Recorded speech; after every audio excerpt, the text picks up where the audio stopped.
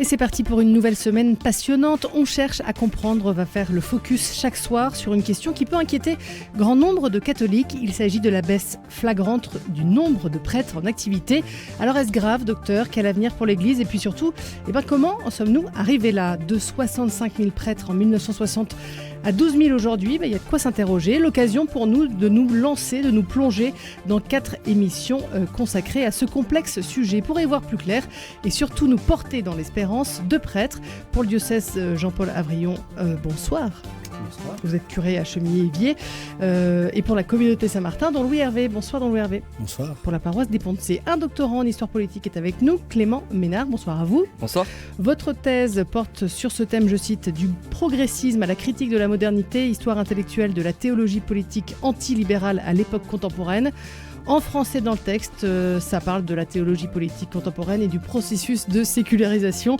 Vous êtes donc, entre autres termes, spécialiste en histoire religieuse et en pensée politique chrétienne. C'est ça. Et comme on ne lésine pas sur les grands moyens, 2 débatteurs de haut vol, Anne-Gabrielle Collin, bonsoir à vous. Bonsoir Marie. Vous êtes délégué de l'évêque pour la famille, et Amarou Cazenave, bonsoir. Bonsoir. Auteur et réalisateur, entre autres, du média Les Lueurs. Pour RCF Anjou, en sa qualité de directeur, Raphaël Delacroix. Bonsoir Raphaël. Bonsoir Marie. Et Bastien Lallier, bonsoir Bastien. Bonsoir Marie. Bienvenue dans notre émission On cherche à comprendre. Nous sommes ensemble pendant 30 minutes. On cherche à comprendre, Marie Agoyer sur RCF Anjou. Pour ouvrir ce sujet, nous allons plonger dans le cœur du réacteur, la crise des vocations. Et oui, elle pèse évidemment sur le quotidien et la charge de travail des prêtres. Alors pour commencer, petit état des lieux, des forces en présence. Et oui, combien sont-ils en Anjou? Bastien Lallier, dites-nous tout. Alors au risque de vous surprendre Marie, sur le papier ils sont plutôt nombreux, 175 recensés au total. Mais vous vous en doutez, ce chiffre dissimule beaucoup de nuances. Premièrement, dans ce contingent, on recense une 50aine de religieux et de prêtres non incardinés. Et plus de la moitié d'entre eux n'exercent aujourd'hui aucune mission en paroisse. Restent alors les 124 pasteurs rattachés directement à notre diocèse. Et là, si on regarde dans le détail, on observe qu'une part non négligeable, les 2 tiers précisément, ont 75 ans ou plus et sont donc officiellement à la retraite. Vous me suivez ? Oui, alors juste petite précision, donc ça veut dire qu'un tiers seulement des prêtres incardinés sont des actifs, si on peut dire, mais qu'est-ce qu'on entend par incardiné ? Des prêtres qui sont directement rattachés en fait à notre diocèse de Marie. Donc c'est ça, un tiers seulement qui sont sur lesquels on peut compter entre guillemets. Donc grosso modo c'est une quarantaine d'hommes d'église dont 4 seulement ont moins de 40 ans qui doivent relever le défi d'animer les 60 paroisses du diocèse. J'exagère un peu parce qu'ils sont aidés bien sûr par des laïcs et environ une vingtaine de prêtres issus des communautés ou d'autres diocèses qui œuvrent à leur côté. Mais tout de même, la situation est préoccupante, d'autant plus que les vocations ne se bousculent pas au portillon. Cette année, l'évêque d'Angers a eu la joie de célébrer une ordination diocésaine, vous vous en souvenez, c'est celle de Mathieu Desbarres, mais il s'agissait de la première depuis 5 ans.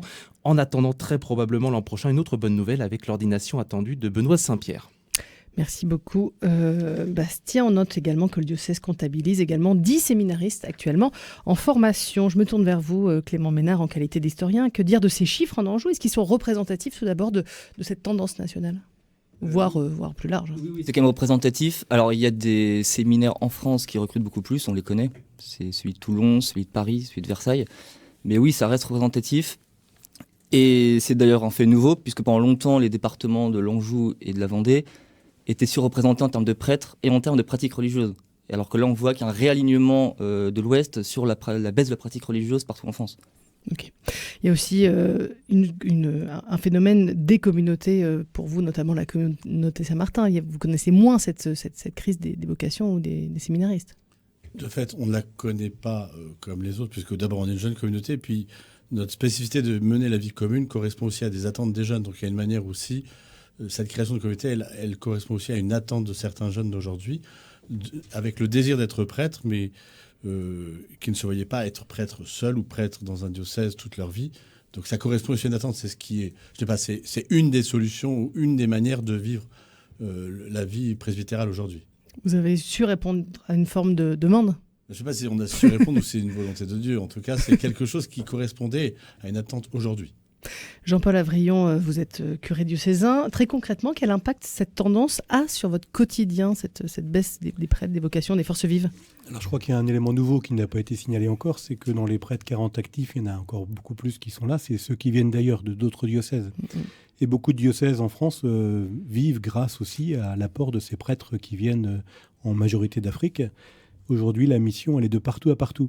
Si dans les années 57, là, il y a eu l'appel Fidei Donum, où beaucoup de prêtres sont partis en mission dans d'autres pays à travers le monde. Aujourd'hui, ce mouvement s'inverse. C'est beaucoup de prêtres qui viennent d'ailleurs et qui viennent nous aider.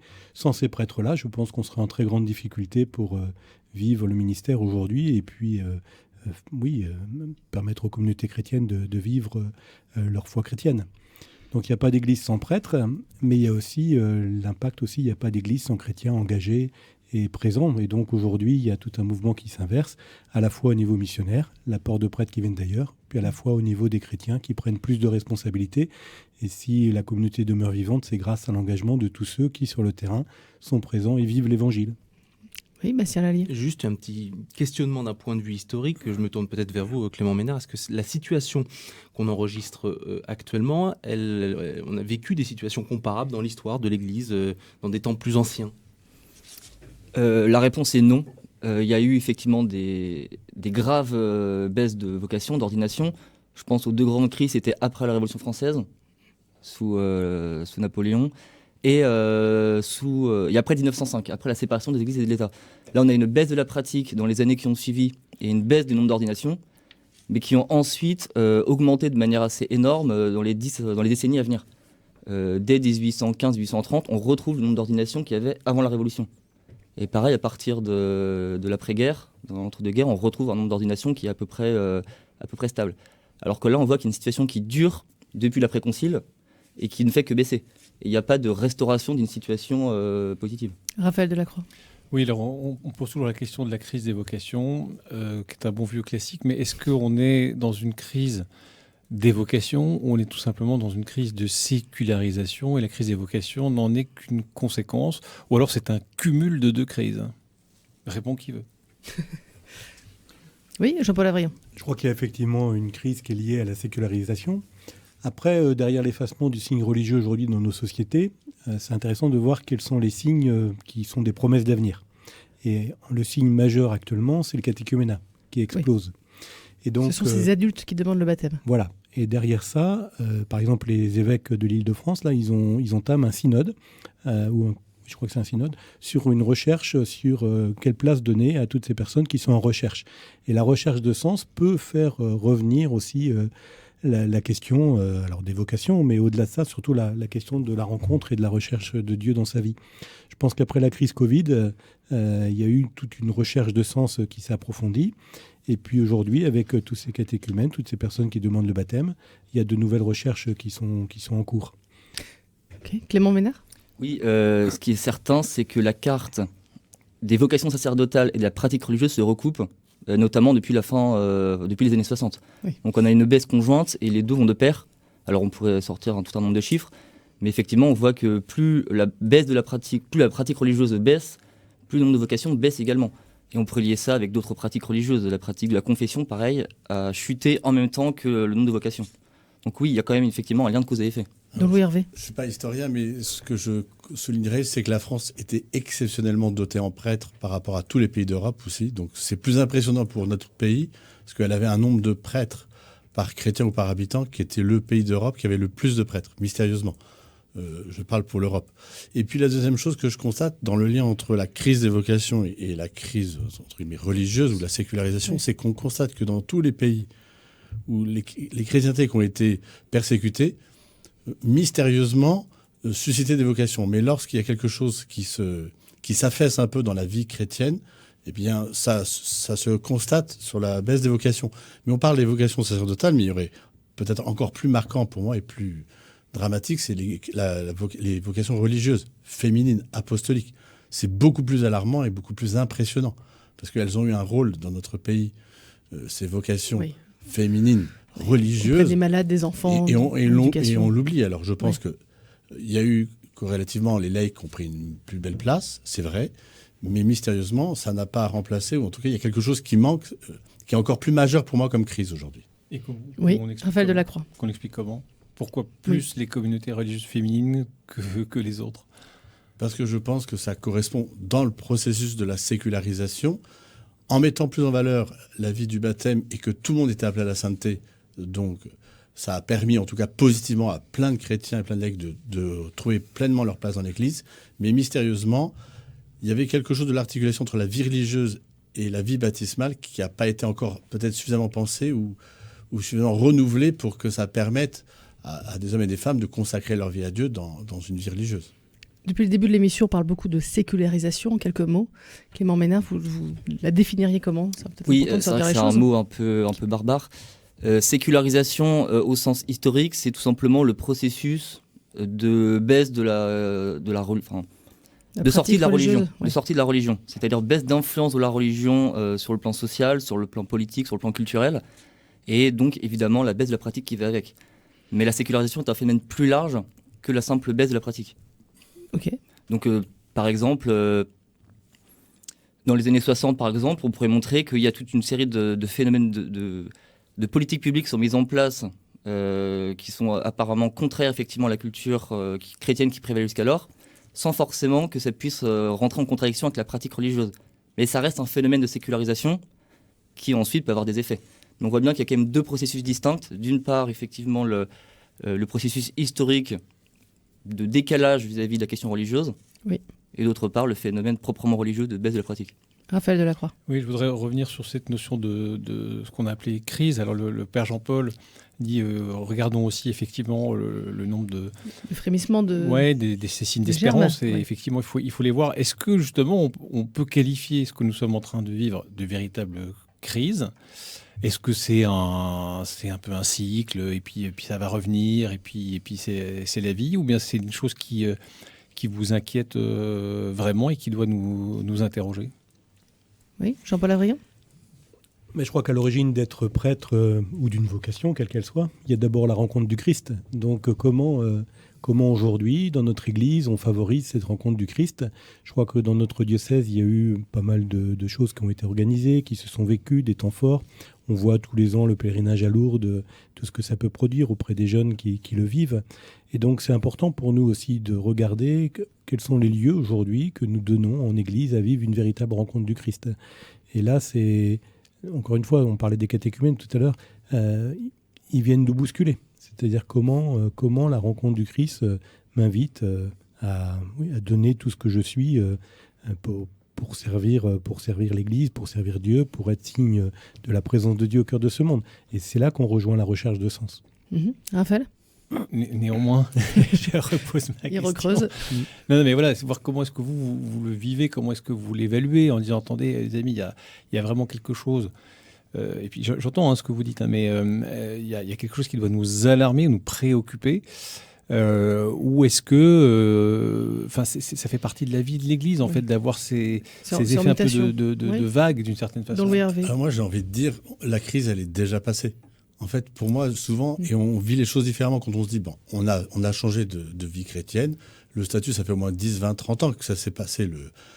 Et en fait, aujourd'hui, si on regarde les choses positivement, on se dit, comment on construit sur des bases nouvelles, un peu comme les premières communautés chrétiennes se sont lancées. Et c'est beaucoup plus dynamique que se dire, parce que la crise des vocations, en fait, ça fait 30 ans, c'est presque, je dirais, la crise, elle est passée.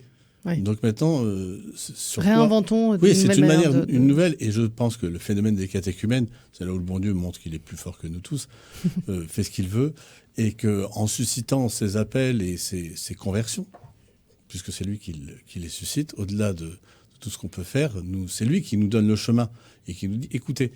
Et en fait, c'est beaucoup plus dynamique de se dire bon, ok, la crise elle est passée, donc maintenant. Qu'est-ce qui va se passer? Et quand on parle des catéchumènes, je suis convaincu qu'ils ont une manière de vivre un type de radicalité, un autre rapport au monde, un autre rapport au religieux, surtout dans notre pays. La question de l'islam montre bien, elle nous a ouvert aussi, elle est provocatrice au bon sens du terme, d'une nouvelle manière de regarder le religieux dans notre pays. Voilà. Et donc forcément, elle renvoie beaucoup de gens à cette question de la place du religieux dans leur vie. Là où il y a 25 ans, ce n'était pas le cas. Bon, je vois bien, moi, dans les préparations au mariage, baptême, d'une génération de 35 ans, dont les parents avaient, pour le coup, eux, vécu cette crise et arrêté de pratiquer, et comment cette nouvelle génération, en demandant un sacrement, en revenant d'une manière plus ou moins forte, certains en s'engageant dans le social, vivent quelque chose de différent. Et donc c'est là où il faut plus être à l'écoute de ce que j'appellerais les signaux faibles ou les petites lueurs. Clin d'œil. On va marquer une courte pause. On va justement donner la parole à Marou Cazenave et Anne-Gabrielle Collin pour la partie débat. On cherche à comprendre sur RCF Anjou. Amaru Cazenave, on se tourne vers vous. Je rappelle que vous êtes auteur, réalisateur, entre autres, de ce média Les Lueurs. Quel regard vous portez sur ce qu'on appelle la crise des vocations, qu'elle soit passée ou pas passée? Non, mais c'est forcément une question qui interroge. Dans mon parcours de foi, forcément, moi, j'étais amené à côtoyer pas mal de prêtres, notamment dans des démarches d'évangélisation. Donc, on voit, c'est une question qui nous taraude tout le temps parce qu'on se dit, en fait, il n'y a plus de prêtres, alors comment on fait ceci, cela. Je regarde un peu, moi ce qui m'intéresse toujours, c'est un petit peu de regarder comment l'Église elle a apporté sa contribution en fait à la société et en fait de voir que il y a, donc je ne sais pas si c'est un réel rapport, mais moi ça m'interroge de voir que l'État a souvent pris le pas là où l'Église a été innovante et créatrice. Et donc, est-ce qu'il n'y a pas quelque part une logique l'Église avait identifié en fait des besoins, avait identifié des endroits sur lesquels elle pouvait être moteur, elle pouvait vraiment agir. Les prêtres ont été les premiers peut-être à être professeurs des écoles, etc. On a vu que l'Église était aussi très engagée dans les hôpitaux, etc. Aujourd'hui, est-ce qu'il n'y a pas des endroits dans lesquels en fait il s'agirait de se renouveler en fait pour réussir justement à se réinventer et à ressusciter en fait de l'engouement. Lesquels? Ravel. Peut-être moi forcément je le vois sur la vie intérieure. En fait, il y a beaucoup d'endroits sur lesquels nos contemporains en fait s'interrogent sur la dimension de développement personnel et en fait l'Église là pour le coup n'y est pas ou trop peu. Et pourtant ce sont des questions qui sont criantes chez les gens, quoi. Donc, selon vous, il faudrait que l'Église réinvestisse des nouveaux lieux d'évangélisation, de sens et qu'elle revienne à une nouvelle forme de mission? Oui, en tout cas, trouve des nouveaux terrains sur lesquels elle peut apporter une contribution qui n'existe pas. Oui, dans le Hervé, vous avez l'air de réagir. Oui, je souris parce que de fait, c'est toujours frappant de voir des gens demander un sacrement ils disent souvent « je suis croyant mais pas pratiquant ». Et avec beaucoup de bonne volonté, et je souris parce que je leur pose cette question. Vous priez? Ils me répondent souvent non. Je dis, vous pensez à Dieu? Souvent, ils me disent oui. Je dis, donc vous priez. Et donc, ce qui veut dire qu'il y a quelque chose du rapport à la spiritualité. Donc, ça rejoint, oui, ils ont un regard sur l'Église un peu codifié ou de règles. En gros, pour schématiser, ils la voient sous l'angle moral. Là où, effectivement... C'est pas à tort. Si. C'est dommage. Ça veut dire qu'il y a quelque chose de l'Église qu'on ne donne pas suffisamment à voir. Parce qu'en fait, je pense que l'Église, c'est quand même autre chose que de la morale. Mais on est aussi héritier de cette image-là. D'une image qui reste lourde, effectivement. Même si, chez les catéchumènes, c'est en train de complètement changer. Eux, ils ont un regard complètement différent à l'Église. Ils sont tout frais, tout beau, tout neuf. Anne-Gabrielle Collin. Alors, peut-être plusieurs choses. Là, je pensais tout de suite à la question de l'organisationnel. C'est vrai que comme l'Église est bien instituée, a eu toutes ces structures grandes et brillantes et qui portaient du fruit. En fait, peut-être on est trop souvent à regarder pour comment on va pouvoir conserver notre organisation, notre manière de faire qui a bien fonctionné pendant des décennies et des siècles, plutôt que de regarder de l'avant de comment on pourrait faire et s'accrocher à ce qui... non pas seulement à ce qui marche bien, mais à ce qui devrait marcher bien. On est un peu trop dans le faire. Un peu trop dans le faire, peut-être. Qui organisait un rassemblement diocésain dans 2 semaines. Ça rejoint peut-être ce que disait Amaru tout à l'heure, je ne sais plus, mais ça rejoint quelque chose que j'ai perdu dans oui, on est plus sur la logistique et moins dans le pourquoi et d'aller creuser ces questions-là. Oui, et aussi avoir un petit temps d'avance aussi. Penser clair. Pas seulement avec ce qu'on sait faire, mais avec ce qu'il serait bon de faire pour les générations à venir. Jean-Paul Avrion. Oui, quelques clés par rapport à ça. Effectivement, il y a eu un article il n'y a pas très longtemps dans La Croix, je crois que c'était le 18 septembre, de Monseigneur Aveline, là, qui parlait un petit peu de la situation de l'Église en France et disait qu'à la fois il y a une nécessaire réorganisation et en même temps qu'il ne faut pas lâcher la nécessaire proximité.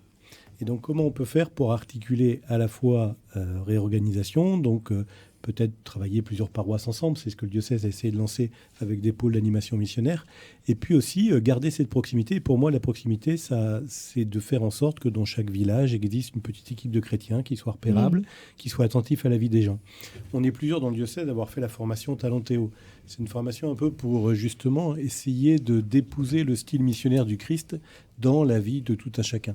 Et donc, c'est ce qu'on entend souvent sous l'expression les 5 essentiels.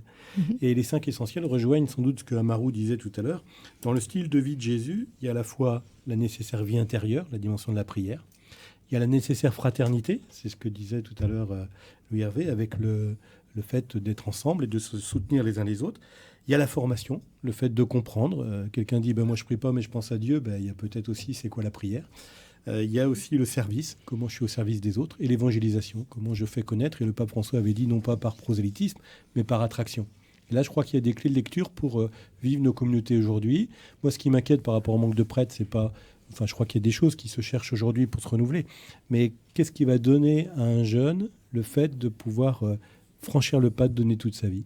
Et je crois que ça vient en épousant le style de vie du Christ. Oui, Raphaël Delacroix. Oui, le Père Jean-Paul a déjà esquissé les pistes qui vont nous occuper pour les prochaines émissions sur les pistes de solutions. Mais j'aimerais bien qu'on revienne un petit peu sur les raisons en fait de ces difficultés aujourd'hui à ce que des jeunes s'engagent dans la prêtrise, qui est aussi un peu dans notre sujet. Je veux bien croire que la crise est plutôt derrière que devant. Enfin, on est quand même pas mal dedans, et en comprendre les clés. Tant mieux s'il y a des signes d'espérance, tant mieux si les choses avancent. Mais pour bien comprendre et analyser le phénomène, c'est intéressant de creuser peut-être un peu plus.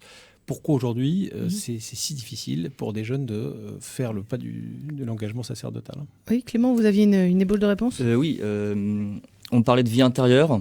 Et là, effectivement, on voit bien qu'il y a quand même une grande contradiction. On parlait de sécularisation et de vie intérieure. Il y a une contradiction, c'est-à-dire dans le monde moderne dans lequel on est, la vocation, qu'est-ce que c'est? C'est un appel de Dieu. Donc l'appel de Dieu, a priori, existe toujours. Dieu appelle encore certaines personnes à la prêtrise. Mais la question, c'est comment y répondre, comment entendre cet appel-là aussi. Et là, on voit bien qu'il y a aussi, dans le monde dans lequel on est, effectivement, une vie intérieure qui peut être largement compromise avec, on pourrait parler des réseaux sociaux, mais également de la capacité, effectivement, à, je sais pas, comme disait Pascal, à rester seul dans sa chambre, ou en tout cas à développer des choses qui sont en contradiction avec le monde parfois dans lequel on est. Donc il me semble qu'aussi miser sur le renouveau de la vie intérieure serait peut-être un gage de renouveau des vocations, et c'est pleinement là aussi où il y a une contradiction. Oui, Bastien. Juste peut-être concrètement, en fait, de vos propres expériences personnelles, qu'est-ce qui bloque? Quels sont les questionnements récurrents des jeunes qui s'engagent dans cette voie-là aujourd'hui? Alors autrefois, il y avait une image du prêtre peut-être idéalisée qui a eu besoin d'être déconstruite, et puis tout ce qui s'est passé de la crise a permis de la déconstruire, mais je pense qu'on est passé d'un excès à l'autre. Oui. Or, l'idéal, pour toute forme de construction d'une personne, c'est le vecteur du désir. S'il n'y a plus d'idéal, il n'est pas porteur du désir qui doit durer. Et c'est pas désirable aujourd'hui? Eh bien, c'est justement la question, c'est en quoi, justement, la vie sacerdotale est moins désirable. Voilà. Et pourquoi elle l'est moins? Parce que j'ai pu constater que la difficulté de ce... Alors, il y a les difficultés des jeunes d'aujourd'hui, je vais me construire... L'engagement pour toujours fait plus peur. Donc, le pour toujours est beaucoup plus... Mais on le voit dans la question du mariage aussi, ou même du métier. Donc, le pour toujours est beaucoup plus difficile qu'autrefois, plus angoissant. La fidélité, cette question à la fidélité du pour toujours. Et puis, je pense qu'une question, c'est la question du déploiement d'une forme, je dirais, d'autorité. Je vais utiliser un mot qui peut faire peur, de paternité aussi à vivre.